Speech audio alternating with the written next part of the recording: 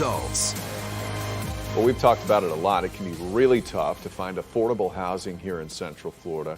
People looking for budget-friendly houses could find up paying way too much, way more than they expected because of extra fees buried in the lease agreements. News 6 investigator Mike DeForest spoke with one woman who was surprised to discover her landlord could charge her hundreds of dollars a month in extra fees, including fees for phone calls. Mike, I have to imagine that was a huge shock for her. It was a shock, Lisa, but it didn't have to be. We say it all the time here. Read the fine print before signing any contract or agreement. Tammy Renner admits she was so excited to find a rental home that she thought she could afford. She signed this lease agreement without understanding all of the ways that her landlord could squeeze more money out of her.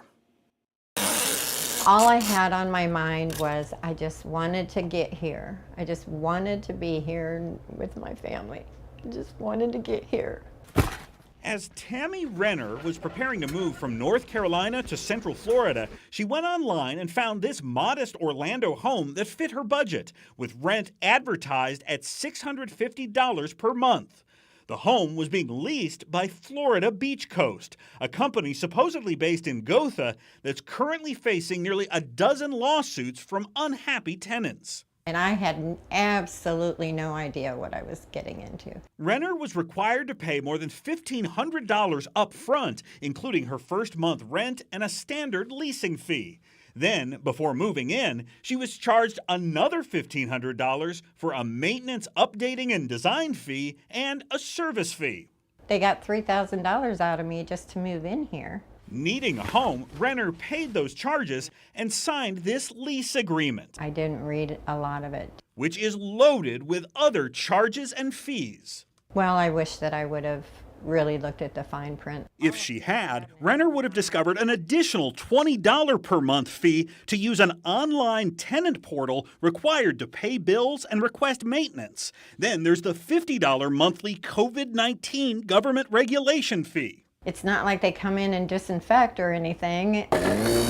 3 weeks after moving in, Renner received a text message from Florida Beach Coast saying, please have the lawn mowed ASAP, which she insists she did that day. But Renner later received a $250 charge for lawn care. I was irate. Florida Beach Coast claims a contractor mowed the lawn. I was ready to try and track them down. But she could not visit Florida Beach Coast's office in person since the company's Gotha address turns out to be the post office. And she's reluctant to call Florida Beach Coast on the phone. It's $50 per call. $50? $50. What business charges you to call them?